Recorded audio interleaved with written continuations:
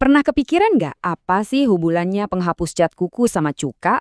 Kelihatannya beda banget kan? Nah, hari ini kita bakal bongkar rahasia kimia di balik barang-barang yang akrab banget sama kita. Oke, kita mulai dari yang pertama, penghapus cat kuku. Pasti tahu kan baunya yang khas dan menyengat itu? Benda yang umum banget ada di rumah. Terus ada juga cuka. Nah, ini juga punya aroma dan rasa yang tajam kan? Jelas bahan wajib di dapur kita. Jadi, apa coba hubungannya dua benda ini? Kok bisa disandingin? Apa sih rahasia kimia yang bikin mereka nyambung? Jawabannya ternyata ada di gugus karbonil. Coba deh, anggap aja gugus ini kayak kepala keluarga dari sebuah klan kimia yang super besar dan berpengaruh. Jadi ini tuh cuma atom karbon yang punya ikatan rangkap dua sama oksigen. Simple, tapi wow, ini adalah salah satu gugus fungsi paling penting dalam kimia organik. Oke, biar lebih jelas, ini dia nih peta perjalanan kita hari ini. Pertama, kita bahas dulu hubungan karbonil itu sendiri. Terus, kita kenalan sama keton, lanjut ke sepupu dekatnya si aldehida. Setelah itu, kita samperin asam yang berkarakter. Dan terakhir, kita bakal rangkum semuanya dalam tinjauan keluarga karbonil. Oke, langsung aja kita mulai dengan anggota keluarga yang pertama, keton. Jadi, keton itu apa sih? Gini, coba bayangin ada barisan atom karbon, kayak rantai gitu. Nah, kuncinya di sini, gugus karbonilnya, si CO itu, posisinya selalu ada di tengah-tengah rantai. Jadi dia diapit sama dua atom karbon lain. Struktur kayak gini bikin dia jadi stabil banget. Nah, para ahli kimia itu punya cara sistematis buat ngasih nama senyawa-senyawa ini. Kalau buat keton, caranya gini. Pertama, cari dulu rantai karbon paling panjang yang ada gugus C sama dengan O-nya. Terus, nama dasarnya itu diubah akhirannya yang tadinya A diganti jadi on. Dan yang penting, penomorannya harus dibikin supaya si gugus karbonil ini dapat nomor sekecil mungkin. Nah, ini nih yang seru. Satu senyawa itu bisa punya beberapa nama loh.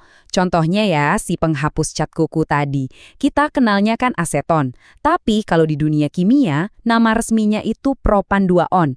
Kadang ada juga yang nyebut pakai nama trivialnya, dimetilketon. Bendanya sama, namanya aja yang beda-beda.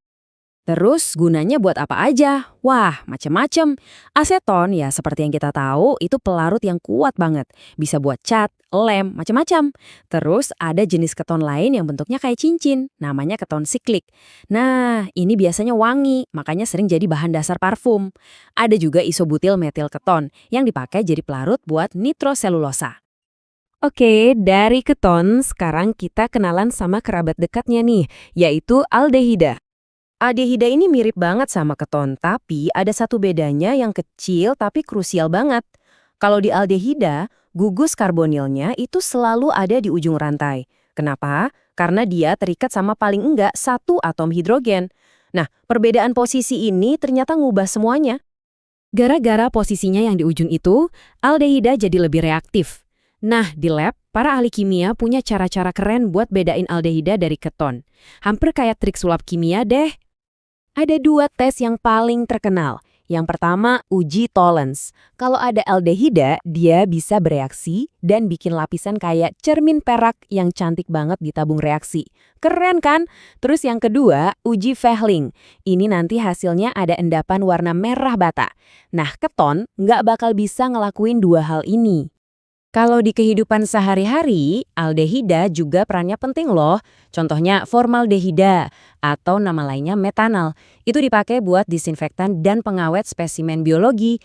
Dia juga jadi bahan utama buat bikin plastik yang kuat dan tahan panas. Ada lagi paraldehida yang tugasnya mempercepat proses vulkanisasi karet. Oke, kita lanjut ke cabang keluarga besar yang ketiga.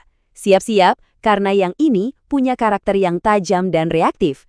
Asam karboksilat. Asam karboksilat ini unik. Dia kayak gabungan dua kekuatan jadi satu. Gugus fungsinya, namanya gugus karboksil, itu adalah kombinasi dari gugus karbonil, si CO tadi, dan gugus hidroksil, OH, dua-duanya nempel di atom karbon yang sama. Nah, kombinasi inilah yang bikin dia punya sifat asam yang khas. Kira-kira, apa ya persamaannya semut yang lagi gigit sama saus salad di makanan kita? Aneh kan pertanyaannya? Tapi jawabannya ternyata ada di nama-nama asam ini yang sering banget punya cerita asal-usul yang menarik. Dan disinilah kita nemuin koneksi yang luar biasa ke alam. Coba lihat deh, nama-nama umum mereka itu sering kali diambil langsung dari sumbernya. Asam format, itu dari bahasa Latin buat semut, formica, karena memang ada di gigitan semut. Asam asetat, dari kata acetum, artinya cuka. Terus asam butirat dari butirum, yang ada hubungannya sama mentega. Keren ya? Kegunaannya juga nggak kalah beragam. Asam asetat, ya itu cuka yang kita pakai di dapur, tapi di industri juga dipakai buat bikin plastik dan serat. Terus ada asam oksalat, ini ampuh banget buat ngilangin noda karat. Ada lagi asam tartarat yang sering ditambahin ke minuman atau permen buat ngasih rasa asam yang seger. Oke, sekarang yuk kita kumpulin lagi semua anggota keluarga ini. Kita lihat perbandingan mereka satu sama lain biar makin jelas bedanya di mana. Nah, ini dia rangkuman singkatnya. Poin paling penting buat diingat, keton, karbonilnya di tengah. Aldehida, karbonilnya di ujung.